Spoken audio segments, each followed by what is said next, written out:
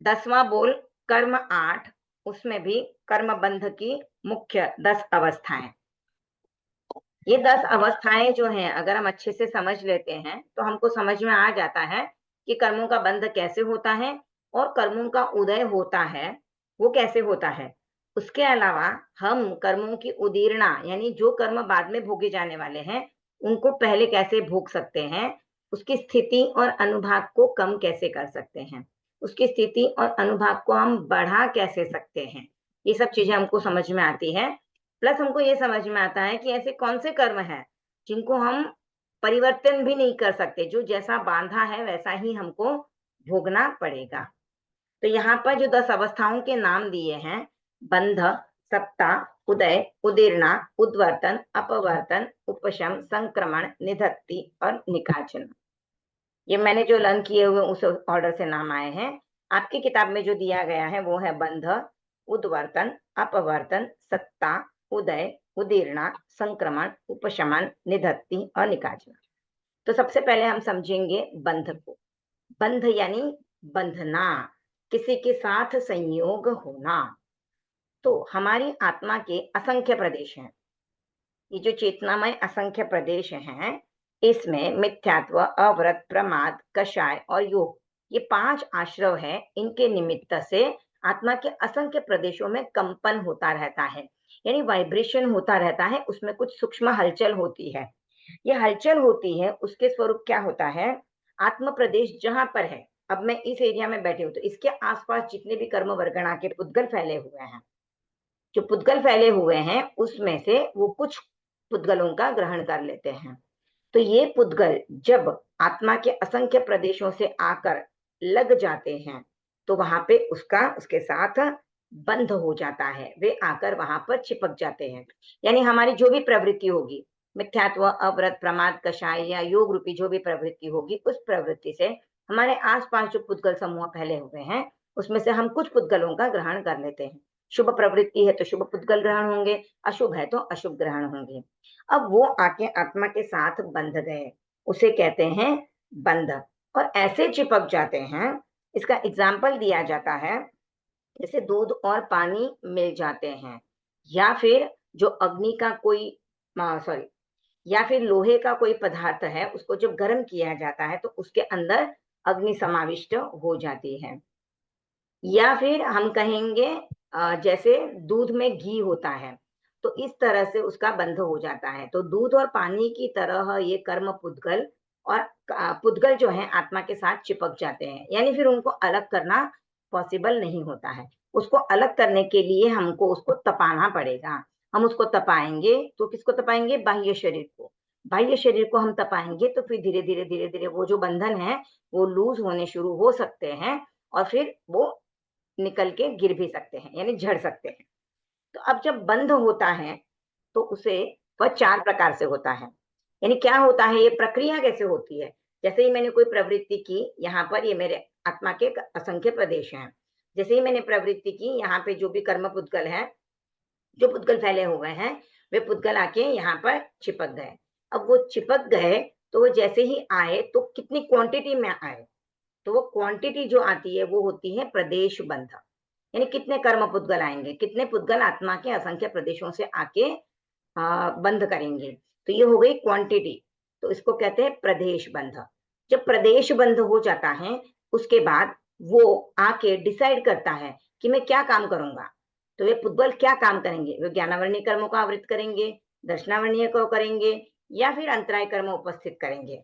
तो अंतराय में हमारे मतलब हमारे किसी कार्य में बाधा आ सकती है। तो इस तरह से उनका प्रकृति यानी नेचर डिसाइड होता है कि वो क्या करेंगे। उसके बाद उनकी स्थिति डिसाइड होती है कि कितने समय तक वो ऐसे ही रहेंगे, कितने समय के बाद फल देंगे। और उसके बाद चौथा है अनुभाग। अनुभाग यानी हमने जब प्रवृत्ति की थी उस समय हमारे भाव कैसे थे, तीव्र थे, मंद थे, कैसे थे, उसके हिसाब से वो वहां पे उतना टाइम तक रहेंगे और उसका फल कैसा होगा वो डिसाइड होगा। इसको एक एग्जांपल से हम समझ लें, जैसे कोई भी कंपनी एम्प्लॉयज को हायर करती है, वर्कर्स को हायर करती है, उनका इंटरव्यू लेती है। तो फिर उनको इंटरव्यू लेने के बाद उनको डिसाइड करना है कि हमको कितने लोगों को लेना है। तो 10 लोगों को लेते हैं, समझो 10 लोगों को उन्होंने रिक्रूट किया।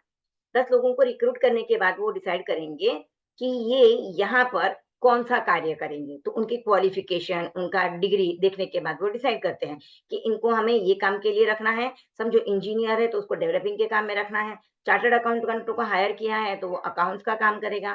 तो इस तरह से उनको हायर किया जाता है। अगर कोई मैंने मार्केटिंग वाला है, जिसने मार्केटिंग का कोई डिग्री लिया हुआ है, तो उसको मार्केटिंग के एरिया में डाला जाता है। तो उसकी प्रकृति डिसाइड होती है। अब उसके बाद डिसाइड होता है कि इसको कितने समय के लिए काम पे रखना है, कितने समय के लिए रहेगा। जैसे किसी को रखेंगे भाई तुम 3 महीने के लिए टेम्परेरी रहोगे, किसी को रहेगा कि भाई ठीक है 1 साल तक तुमको रख सकते हैं। वो उनका इंटरनल डिसीजन होता है कि कितने समय के लिए उनको रखना है। और उसके बाद वो काम कैसा करते हैं, उनका काम देख के कैसा इन्वॉल्वमेंट है उनका काम में, उसके बेसिस पे फिर उनका आगे का डिसाइड होता है। अगर समझो 3 महीने के लिए किसी को रखा है और उसने काम बहुत अच्छा कर लिया, तो फिर उनको ज्यादा टाइम के लिए भी रखा जा सकता है। तो ये हो गया अनुभाग। तो जैसा वो कार्य करेंगे उस तरह से उनको उसका फल मिलेगा। तो जब उनको रखा गया तब तो उनको पता नहीं था, लेकिन उसी समय पे वो डिसाइड भी हो जाता है कभी कभी तो कि कैसा परिणाम देंगे। तो कर्मों का भी सेम वैसा ही है। जब वे कर्म बंधते हैं तो हमारी प्रवृत्ति के ऊपर, यानी हमारी प्रवृत्ति में कितनी चिकनाहट है, क्या हमने कषायों की चिकनाहट से कर्मों का बंधन किया है, या हमारे सिर्फ योग रूपी प्रवृत्ति हुई है और उससे हमारे कर्मों का बंधन हुआ है। क्योंकि कषाय जो है वो बहुत चिकने होते हैं, तो उस समय जो कर्म पुद्गल लगेंगे वे बहुत ही तीव्र अनुभाग वाले होंगे। जैसे मैंने तीव्र क्रोध किया किसी के ऊपर और उससे मेरे पुद्गल आके आत्मा के प्रदेशों से चिपक गए, तो उस समय पे मेरी प्रवृत्ति इतनी क्रूर थी कि जो कर्म पुद्गल बंधेंगे वो लंबे समय तक रहेंगे और लंबा मतलब बहुत तीव्र फल देंगे। तो ऐसा फल हमें न मिले इसके लिए कहा जाता है कि आप कोई भी प्रवृत्ति जब भी करें तो अपने परिणामों को तीव्र नहीं रखें। तीव्र कषाय तो होना ही नहीं चाहिए। ऐसा कहते हैं कि एक बार अगर व्यक्ति तीव्र गुस्सा करता है, तीव्र की इंटेंसिटी इतनी ज्यादा होती है, तो उसके 9 घंटे का आयुष्य कम हो जाता है। तो ये तीव्रता के परिणाम जो है हमें नहीं करना है। और इसीलिए कहा जाता है कि पर्व तिथियां जो होती हैं, आठम, चौदस, पूर्णिमा और अमावस्या, इन तिथियों को सभी लोग हरियाली का त्याग करते हैं, क्योंकि उस समय वैसे भी हमारे शरीर में पानी की मात्रा ज्यादा होती है। पर्व तिथियों में देखिए पूर्णिमा और अमावस्या भी होती है, तब चंद्र की भी स्थिति ऐसी होती है कि समुद्र में ज्वार और भाटा आता है, यानी पानी में उफान आता है। तो हमारी भी जो प्रवृत्तियां अंदर से विकार है, विकृतियां हैं, उनको भी ज्यादा प्रोत्साहन मिलता है। और इसीलिए ऑलरेडी पानी का उफान बहुत ज्यादा होता है हमारे भीतर। तो इसके लिए हम हरियाली का त्याग करते हैं, खुद को अध्यात्म की तरफ लगाते हैं। बहुत सारे लोग उपवास करते हैं, रात्रि सौगंध करते हैं। और पुराने जमाने में तो ऐसा आता था कि पर्व तिथियों में औषध भी किया करते थे। तो ये सब करने से क्या होता है, हमारे जो विकार हैं वो मंद पड़ जाते हैं। तो हम अगर हरियाली का सेवन नहीं करते हैं तो पानी को उफान नहीं मिलता है और हमारे विकार भी उद्दीप्त नहीं होते हैं। इन पर्व तिथियों में बहुत जो मैरिड लोग होते हैं उनके अब्रह्मचर्य सेवन का भी त्याग होता है, मतलब अब्रह्मचर्य का त्याग किया हुआ रहता है। क्योंकि इस समय पे जो है कहते हैं, जैसे दिनेश मुनि अपने प्रवचन में फरमाते हैं कि आयुष्य कर्म का बंध जो है जीवन में एक ही बार होता है, और कब होता है हमको पता नहीं है। पर ऐसे कहा जाता है कि संभवतया, ऐसे एक अनुमान लगाया गया है कि इन पर्व तिथियों में मनुष्य के आयुष्य, जीवों के आयुष्य कर्म का बंध होने की संभावना रहती है। और इसीलिए उन दिनों में ज्यादा धार्मिक आराधना की जाती है। वैसे तो ऐसा होता है कि जो आयुष्य कर्म का बंध तो हो सकता है, समझो उस समय पे अच्छी प्रवृत्ति कर ली और अच्छे आयुष्य कर्म का बंध हो जाएगा, लेकिन उसके पहले भी हमने जो भी कर्म किए हैं उनका फल भी हमको भोगना ही पड़ेगा। ऐसा नहीं है कि अच्छे आयुष्य कर्म का बंध हो गया, अच्छी गति का बंध हो गया, तो अब हमने इसके पहले जो भी बुरे कार्य किए हैं या जो भी हमसे कुछ प्रमादवश कोई कार्य हुए हैं तो उनका फल हमको नहीं मिलेगा। वो भी मिलेगा, पर वो अपने हिसाब से उसके कर्म का जब उदय आएगा तब मिलेगा। जैसे कहते हैं गोशालक ने भगवान महावीर के प्रति आशातना कर ली थी और अंतिम समय में उसने आलोचना की तो वो 8वें देवलोक में चला गया। गोशालक आई थिंक 12वें देवलोक में गया था। 8वां देवलोक है या 12वां है, पर जो भी वो देवलोक में चला गया, जबकि उसने भगवान महावीर की इतनी आशातना की थी। तो उसके नरक गति जितने दलिक कर्म बंध गए थे, लेकिन उसने अंतिम समय में आलोचना कर ली, क्षमा याचना जो भी कर ली होगी, तो 8वां या फिर 12वां देवलोक उसको प्राप्त हो गया था। लेकिन उसने जो आशातना की है उसका फल उसको भोगना पड़ेगा, और उसके लिए वो बहुत बार नरक में जाने वाला है। उसके वो भी कर्म, वो भी उसको फल भोगने ही पड़ेंगे, और वो फल भोगे बिना उसको मोक्ष की प्राप्ति भी नहीं होने वाली है। तो बुरा किया है उसके परिणाम तो मिलने ही वाले हैं, लेकिन अगर उस समय में हमने अच्छे कर्म कर लिए तो अच्छी गति का भी बंध हो सकता है। तो ये जो है कि हमको पर्व तिथियों में हमको ध्यान रखना है कि हमारे प्रवृत्तियां जो हैं हम शांत रखें और ऐसे भी हमारे कषायों की ज्यादा उत्तेजना न रहे। तो 4 भेद होते हैं बंध के, प्रकृति, स्थिति, अनुभाग और प्रदेश। इसको लर्न करते समय इस ऑर्डर से याद रखेंगे, लेकिन कर्मों का बंध कैसे होता है उसके जाने के सबसे पहले प्रदेश होता है, फिर प्रकृति होती है, फिर स्थिति का डिसाइड होके फिर अनुभाग जो है वो कर्मों के तीव्र रस या मंद रस के हिसाब से हमको उस मात्रा में या उस परिणाम में हमें कर्म का फल मिलेगा। अब जीव जो है वो कौन से परमाणुओं को अपनी तरफ ग्रहण करता है ये हमें देखना है, क्योंकि हमारे भीतर हमारे चारों ओर पुद्गल फैले हुए हैं। तो जीव जब प्रवृत्ति करता है तो उस समय पे वह अनंत परमाणु वाले स्कंध को ग्रहण करता है। असंख्य परमाणुओं से बने हुए कर्म पुद्गलों का ग्रहण नहीं होता है। और ये क्वेश्चन आप लोगों को आ सकता है कि कौन से कर्म परमाणुओं को कौन से कर्म पुद्गलों का ग्रहण करता है। तो ये अनंत परमाणु वाले स्कंध को ही ग्रहण करता है। दूसरा है, दूसरी बंध की स्थिति है उद्वर्तन। उद्वर्तन यानी उद यानी बढ़ाना, वर्तन यानी जो उसका परिणाम है, जो चेंज होते रहते हैं। तो यहाँ पे क्या होता है, जब वो बंधा तो उसका प्रदेश यानी कितने परमाणु आ गए वो डिसाइड, वो तो फिक्स हो गया, प्रकृति भी उसकी फिक्स हो गई है। अब होता क्या है, स्थिति और अनुभाग में ही परिवर्तन हो सकता है। तो जो परिवर्तनीय वस्तुएं हैं वो है स्थिति और अनुभाग। तो जब हम उद्वर्तन करेंगे तो हम स्थिति और अनुभाग को ही बढ़ा सकते हैं। जब हम अपवर्तन यानी उल्टी दिशा में हम काम करेंगे यानी उसको घटाएंगे, तब भी हम स्थिति और अनुभाग को ही घटा सकते हैं। उद्वर्तन में क्या होता है, स्थिति बंध और अनुभाग बंध को बढ़ाया जा सकता है। यानी समझो हमारे कर्म बंधे हुए हैं, 1 साल के बाद उदय में आने वाले हैं। तो हम तपस्या करते हैं या हमने कोई और कार्य किया या हमने शिथिलता बरती, तो वो कार्य जो है या वो कर्म पुद्गल जो है वो उदय में लेट आएंगे, वे जल्दी नहीं आएंगे। ये हम तपस्या के द्वारा या साधना के द्वारा कर सकते हैं या हमारी प्रवृत्ति। जैसे समझो मेरे को कोई वेदना आने वाली होती है, लेकिन मैंने ध्यान दिया, अपनी बॉडी का भी ध्यान रखा, मैंने आसन वगैरह बराबर किए, धार्मिक प्रवृत्ति में रहा, ज्यादा ऐसे दौड़ भाग या ज्यादा उत्तेजना वाला जीवन नहीं जिया, तो वो वेदना मेरी थोड़े लेट भी आ सकती है। तो ये उद्वर्तन हो सकता है। वैसे ही अपवर्तन होता है, जो हमारा काल बंधा हुआ है, स्थिति और अनुभाग, उसको कम कर देना। यानी जो कर्म मुझे लेट फल देने वाला था वो जल्दी फल दे देगा, या फिर जो मुझे तीव्र परिणाम से मुझे उसका फल मिलने वाला था वह मंद हो गया। तो इसके रिलेटेड एक घटना आती है, 2 भाई थे, साधु के पास गए, साधु से पूछा भाई हमारा क्या भविष्य है हमें बताइए। तो साधु ने कहा बड़े भाई को कि तुम तो राजा बनने वाले हो, और छोटे भाई को ये कहा कि तुम्हारे ऐसे कर्म होंगे कि तुम्हें जेल तक जाना पड़ सकता है।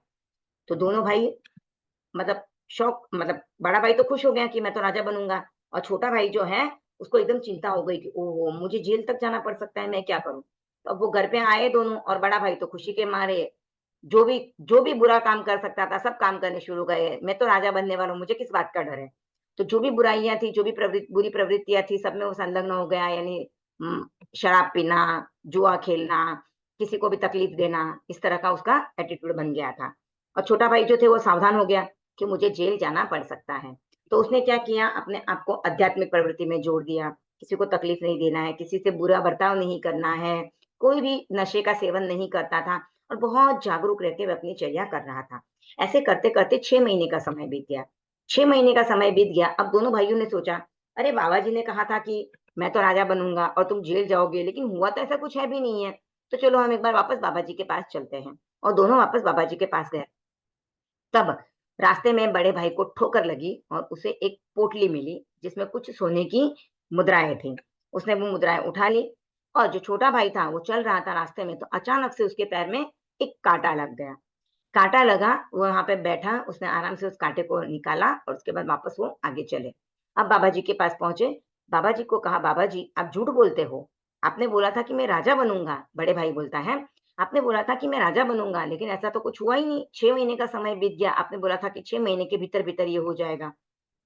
और छोटा भाई बोलता है कि बाबा जी आपने बोला था कि मुझे भी जेल हो सकती है, लेकिन ऐसा तो कुछ बना ही नहीं कि मुझे जेल हो सके, तो मतलब आपने झूठ बोला। तो बाबा जी ने कहा मैंने झूठ कुछ नहीं बोला, लेकिन जब मैंने तुम लोगों को बोला था, उसके बाद तुम लोगों ने अपना जो एटीट्यूड है, अपना जो रहने का तरीका था, वो चेंज कर दिया।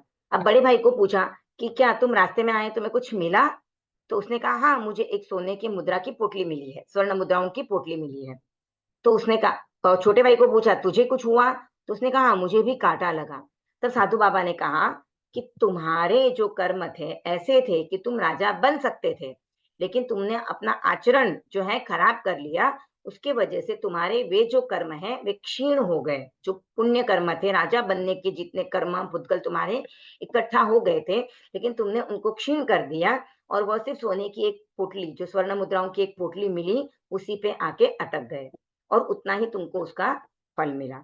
और छोटे भाई को कहा कि तुम्हारे ऐसे कर्मदलिक बंधे हुए थे कि जिसकी वजह से तुम जेल जा सकते थे, लेकिन तुमने अपने आचरण को सुधार लिया, और फिर तुम्हारा सिर्फ एक कांटा लगने जितना ही बाकी रह गया, और वो तुम्हें यहाँ पे मिल गया। यानी क्या होता है, जब कर्म बंध होता है हमारे, तो हमारे उतने कर्म पुद्गल इकट्ठा हो जाते हैं, उन्हें कहते हैं दलिक कर्म। दलिक कर्म वे होते हैं जिनका हम उपभोग भी कर सकते हैं, और अगर हमारा आचरण सही नहीं हो तो वे क्षीण भी हो सकते हैं। तो जब हम कहते हैं ना कि हम कर्म पुद्गलों को चेंज कर सकते हैं, वो कर्म होते हैं जिनको हमने दलिक रूप में बांधा है। यानी हमारी प्रवृत्तियों के वजह से वो आत्मा के आके लग तो गए हैं, पर अभी तक उनका निकाचित रूप नहीं बना है। तो इसीलिए कहते हैं जब भी हमसे कोई भी आशात्मा हो जाए, कुछ अभिनय हो जाए या कुछ गलती हो जाए, तो हमें उसी समय पे उसका प्रायश्चित्त कर लेना चाहिए। अगर हम उसका प्रायश्चित्त कर लेते हैं तो वो निकाचित रूप में परिवर्तन नहीं होता है, फिर हम उनमें उद्वर्तन, अपवर्तन, उदीरना कुछ भी कर सकते हैं, और इसीलिए तपस्या की जाती है। तपस्या जब करते हैं तो 12 प्रकार की तपस्या है। सिर्फ भूखा रहना ही तपस्या नहीं है, सिर्फ उपवास या 15 दिन की तपस्या, 8 दिन की तपस्या, यही करना तपस्या नहीं है। हम तपस्या के 12 प्रकारों में से कोई भी तप करके उन कर्मों का क्षयपशम कर सकते हैं। तो ये हो गया उद्वर्तन और अपवर्तन। सत्ता जो होती है वो होता है जब कर्म पुद्गल आके हमारी आत्मा प्रदेशों से लग गए, तो तब वो जब आते हैं तभी उनका फल हमको तुरंत नहीं मिलता है। जैसे हम घरों में कोई भी धान वगैरह लेके आए तो लाके तुरंत ही खाएं, ये जरूरी नहीं होता है। पर यहाँ पर ये होता है कि हम जब भी कर्म पुद्गल लगेंगे तो वो आते ही तुरंत फल नहीं देते। जैसे आज मैंने किसी का बुरा किया, किसी के साथ अभिनय किया, किसी की आशातना की, तो मुझे उसका फल वहीं का वहीं नहीं मिलेगा। तो उसका एक टाइम डिसाइड होता है कि वो आएगा, और इतने समय तक वह सिर्फ रहेगा, अस्तित्व रूप में रहेगा, लेकिन फल नहीं देगा। जैसे आप लोग अब जानते होंगे, हम एलआईसी की पॉलिसीज लेते हैं या मेडिक्लेम लेते हैं, तो हम जब भी वो लेते हैं तो उसमें एक वेटिंग पीरियड होता है कि इतने टाइम के बाद आप इसका लाभ उठा सकते हो। जैसे मेडिक्लेम करते हैं तो 1 महीने का वेटिंग पीरियड होता है कि 1 महीने के बाद अगर आप बीमार हुए, हॉस्पिटलाइज हुए, किसी आपको जो बीमारी वगैरह है उस वजह से, तो फिर आपको उसका 1 महीने के बाद ही उसका आपका वो एक्टिव होता है कि आप हॉस्पिटलाइज हो गए तो आपको रीएम्बर्स होगा। लेकिन अचानक से कोई ऐसी स्थिति आ गई, जैसे एक्सीडेंट हो गया, आप चलते चलते गिर गए, तो ऐसी स्थिति में उसमें कोई वेटिंग पीरियड नहीं होता है। पर इसको हम समझ सकते हैं वेटिंग पीरियड के हिसाब से कि जैसे ही आपने कर्म किए तो उसका एक वेटिंग पीरियड रहेगा, और उसके बाद उसको आपका फल मिलेगा जब उसका टाइम कंप्लीट हो जाएगा। यानी सत्ता रूप का जो टाइम है वो जब कंप्लीट हो जाता है उसके बाद ही वो फल उदय में आते हैं, कर्म उदय में आते हैं। तो इसीलिए कहते हैं कि कोई कर्म जल्दी उदय में आ जाता है, और कोई कर्म कितने कितने भवों के बाद उदय में आता है। जैसे भीष्म पितामह के ऐसे कर्म किए हुए थे, किताबों में आता है कि उन्होंने तितली को पकड़ के उसके पंखों में सुई चुभोई थी, यानी टाचनी जो हम बोलते हैं सेफ्टी पिन जैसा जो होता है, वो सुई उन्होंने चुभोई थी। वो उनके भाव, वो जो कर्म बंधन हो गया था उस समय पे, वो उसका फल उनको महाभारत के युद्ध के समय में मिला। ऐसे कहते हैं 99 करोड़ भवों के बाद उनको उस कर्म का फल मिला। तो इतने तीव्र रूप का वो कर्म उन्होंने किया हुआ था, उसका अबाधा काल इतना था, सत्ता या अबाधा काल जो कहें सेम ही होता है, वो इतना था कि इतने जन्मों के बाद उनको उसका फल मिला। और जितना लेट फल मिलता है ना, तो उतना वो मल्टीप्लाई होके फल मिलता है। ऐसा नहीं है कि आपको लंबा फल, बहुत टाइम के बाद फल मिला तो जिस रूप में आपने किया था उतना ही फल मिलेगा। उन्होंने तो शायद 2 3 या 4 सुइयां चुभोई होंगी, या एक ही सुई को 3 4 जगह चुभोया होगा, लेकिन उनको पूरी बाणों की शैया मिली। तो ये मल्टीप्लाई हो गया था इतने भवों तक, और फिर मल्टीप्लाई हो के उनको उसका फल मिला। तो इसीलिए कहते हैं हमारा अंतिम समय कब आता है हमको पता नहीं होता है। तो जब भी हमसे बुरी गलती हो जाए, हमने कोई ऐसा कार्य कर भी लिया हो, तो उसी समय पे उसका प्रायश्चित कर लेना चाहिए, ताकि वो मल्टीप्लाई ना हो, वहीं पे उसका फल अटक जाए। तो वो जितना फल मिलना रहेगा वो फल मिलेगा, पर हमने प्रायश्चित ले लिया, हमने उसके लिए मिच्छामि दुक्कडम कर लिया, तो उसकी तीव्रता ज्यादा बढ़ती नहीं है और वो आगे मल्टीप्लाई नहीं होता है। पांचवी अवस्था है उदय। उदय यानी यही सत्ता काल जब पूर्ण होता है, जो स्थिति बंध है वो पूर्ण होता है, उसके बाद वे कर्म हमें शुभ या अशुभ रूप में फल देते हैं। तो ये हमने जो फल देने का उनका कार्य है उसे कहते हैं उदय। और ये उदय जो है वो 2 प्रकार का होता है, एक होता है फलोदय और एक होता है प्रदेशोदय। फलोदय मतलब उसका जो फल मिलना है, जो उसका रिजल्ट मिलना है वो रिजल्ट मिलेगा, और फिर वो कर्म हमारे आत्म प्रदेशों से नीचे गिर जाएंगे यानी जड़ जाएंगे। जैसे मिट्टी लगती है दीवार के, हम सफाई करते हैं तो मिट्टी झड़ जाती है, तो वो उसका टाइम आया, उसने अपना फल दे दिया और फल देके वो नष्ट हो गया, उसे कहते हैं फलोदय या विपाकोदय। और जो कर्म ऐसे बंधे हुए हैं जो आत्म प्रदेशों में ही भोग लिए जाते हैं, हमें पता ही नहीं चलता कि वो कर्म का उदय कब हुआ और हमने भोग लिया, उसे कहते हैं प्रदेशोदय। इसीलिए कहते हैं कभी कभी कोई कोई कर्म के फल तो ऐसे ही निकल जाते हैं, पता ही नहीं चलता है। और कुछ कर्म ऐसे बांधे हुए होते हैं कि जिनका फल मिलता है और हमें पता चलता है कि कुछ न कुछ हमारे साथ बुरा हो रहा है, तब हम मन में सोचते भी मैंने ऐसा क्या किया था किसके साथ जो मेरे साथ ऐसा हो रहा है। हमेशा मेरे साथ ही ऐसा होता है, हम बोलते हैं हमेशा होता है, पर हमेशा नहीं होता है। वैसे हमारे कर्मों का उदय होता है, इसके लिए हमारे साथ वैसी घटनाएं घटती हैं। उदीर्णा, उदीर्णा का अर्थ है सत्ता काल पूरा होने वाला है, और जो कर्मदलिक बाद में उदय आने वाले हैं, यानी अभी जैसे समझो एक कर्म मेरा बंधा हुआ है और उसका फल मुझे अभी मिलने वाला है, और कुछ कर्म ऐसे हैं जिनका फल मुझे बाद में मिलने वाला है। तो उन बाद में जो मिलने वाला फल है उन कर्मों को मैं तपस्या के द्वारा या साधना के द्वारा उदय में लाकर इन कर्म दलिकों के साथ भोग लेती हूँ। यानी मैंने क्या किया, तपस्या की, साधना की, तो उसमें मुझे वेदना हुई, परिश्रम हुआ, तो जो मुझे बाद में वेदना मिलने वाली थी, जो मुझे बाद में कर्मों का फल मिलने वाला था, वो यहीं पे आके मिल गया। तो उसे कहते हैं उदीर्णा। उदीर्णा में क्या होता है, अपवर्तना ही की जाती है एक्चुअल में, अपवर्तना ही करके वो स्थिति और अनुभाग जो उसका कम करना है उसको कम करके आज ही उसको भोग लिया जाता है। अब हम जब कहते हैं ना कि बहुत सारे लोग एक साथ एक्सीडेंट में मर जाते हैं, तो कैसे मरते हैं, क्या सबका थोड़ी आयुष्य पूरा हुआ रहता है उस समय पे? सभी का आयुष्य कर्म जो बांधा हुआ है एक साथ तो पूरा नहीं हुआ। एक साथ एक्सीडेंट होता है, 100 लोग मारे जाते हैं, युद्ध में इतने सारे लोग मारे जाते हैं, तो वो कैसे मारे जाते हैं? तो ये उदीर्णा की वजह से होता है, यानी उनका आयुष्य ऐसा बांधा हुआ है, अपवर्तनीय आयुष्य बांधा हुआ है। जब उन्होंने आयुष्य कर्म बांधा था, उस समय पे उनके परिणाम जो थे वो मंद परिणाम वाले थे। तो ये मंद परिणाम के होने की वजह से उनको जब निमित्त मिला, यानी बस का एक्सीडेंट हुआ या फिर युद्ध शुरू हो गया, तो क्या हुआ, निमित्त मिल गया, तो उनके आयुष्य कर्म की उदीर्णा हो गई, यानी वो पहले ही भोग लिया गया और उनकी मृत्यु हो जाती है। तो ये उदीर्णा के द्वारा ही अकाल मृत्यु या युद्ध में इतने लोगों का एक साथ मरना, बस का एक्सीडेंट होता है, एक साथ मर जाते हैं, या कहीं पे आग लग के बहुत सारे लोग एक साथ खत्म हो जाते हैं, बॉम्ब स्फोट होता है और लोग एक साथ मारे जाते हैं, तो ये उदीर्णा की वजह से होता है। संक्रमण, संक्रमण का अर्थ होता है एक दूसरे के इंटरचेंज होना, एक्सचेंज करना। तो ये इसमें परिवर्तित हो गया और ये इसको इसमें परिवर्तित कर दिया गया।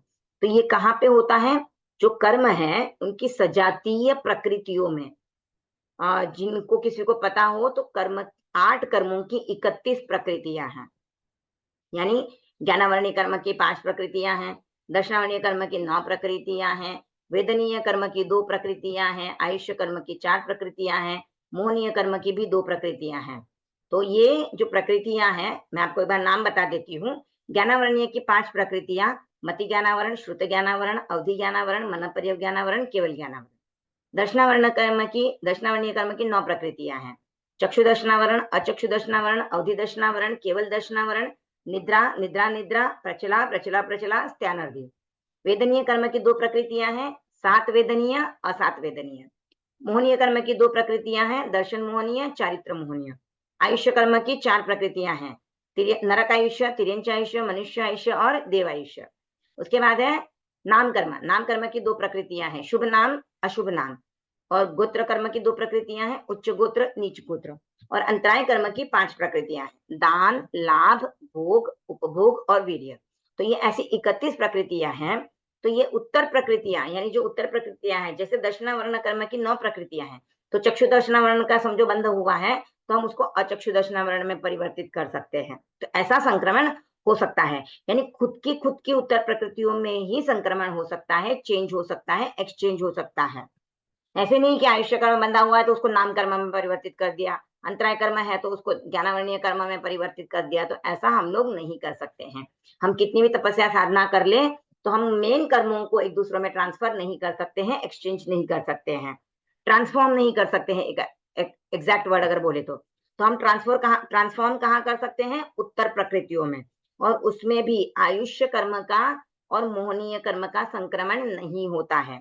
यानी दर्शन मोहनीय को चारित्र मोहनीय में ट्रांसफॉर्म कर दिया, चारित्र मोहनीय को दर्शन मोह में, ऐसा हम नहीं कर सकते हैं। नरक आयुष्य बंधा है तो तिरंच का कर ले या देवगति का कर ले, ऐसा भी हम लोग नहीं कर सकते। तो इन 2 कर्मों में संक्रमण नहीं होता है, बाकी 6 कर्मों में संक्रमण हो सकता है, पर वो भी उनकी उत्तर सजातीय जो प्रकृतियां हैं, उत्तर प्रकृतियों में ही हो सकता है, वो भी सजातीय प्रकृतियों में।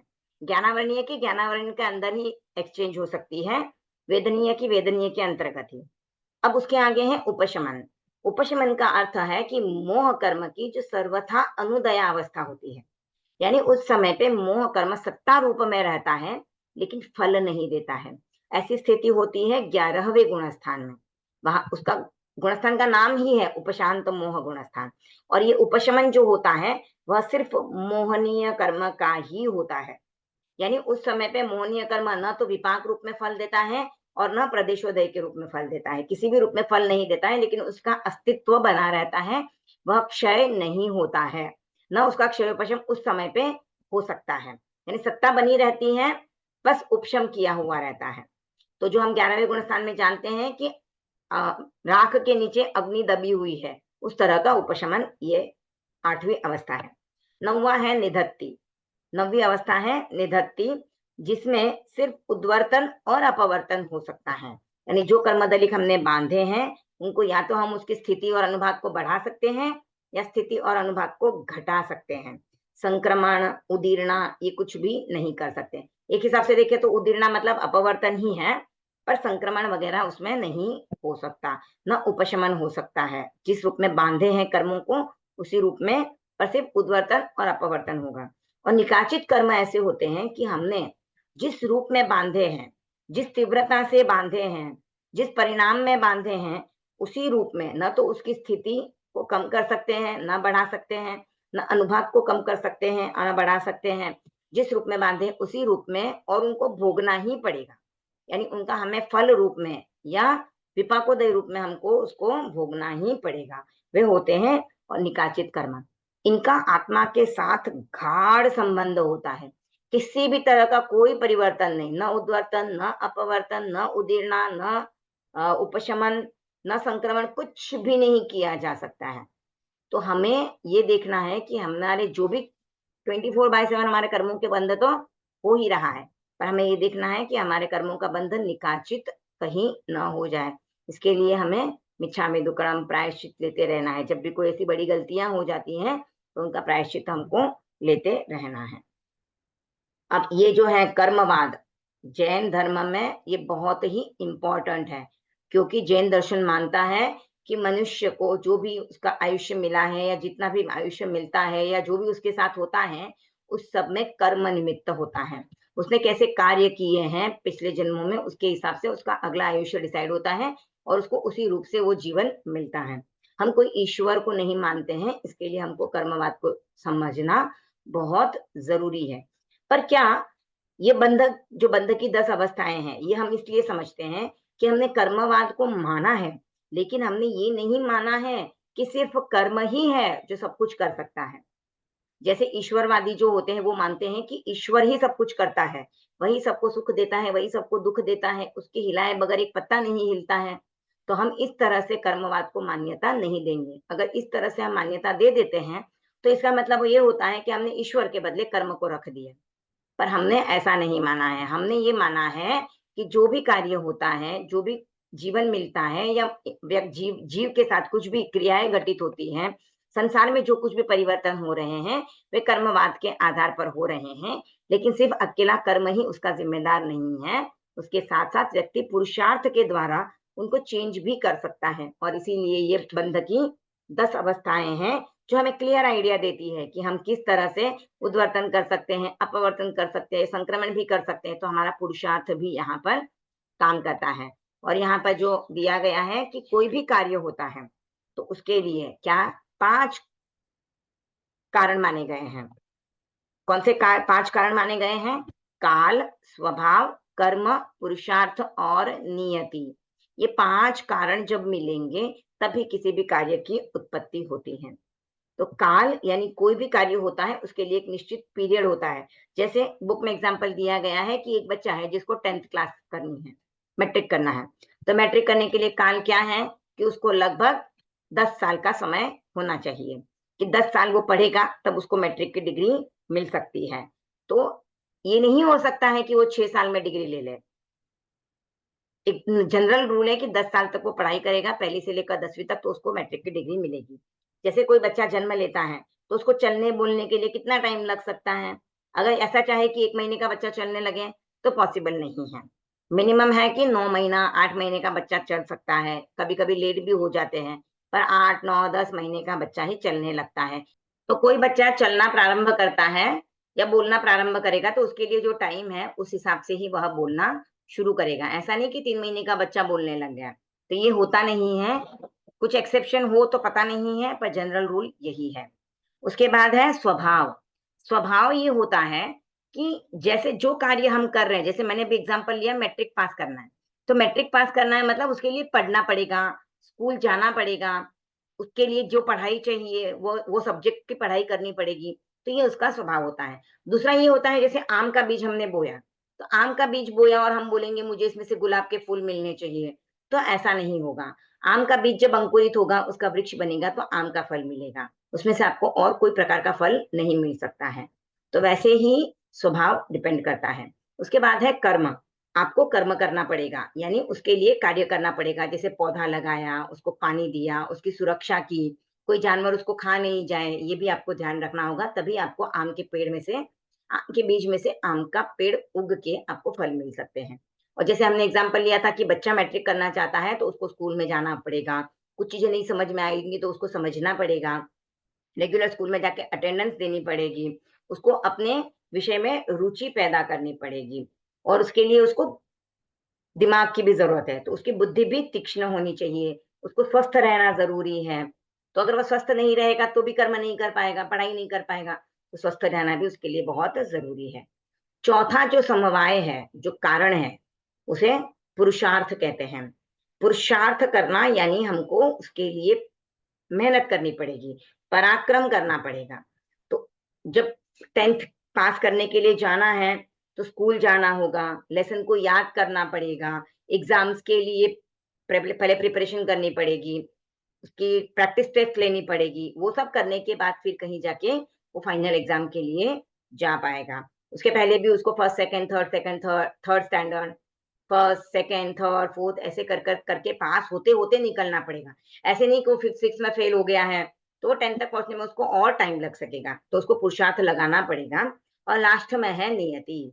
नियति यानी क्या होता है कि आपने बहुत सारा कार्य कर लिया, आपने बहुत मेहनत कर लिया, आपने कर्म भी कर लिया, सब कुछ कर लिया, लेकिन आपके मैट्रिक पास करना लिखा हुआ नहीं है। तो क्या होगा?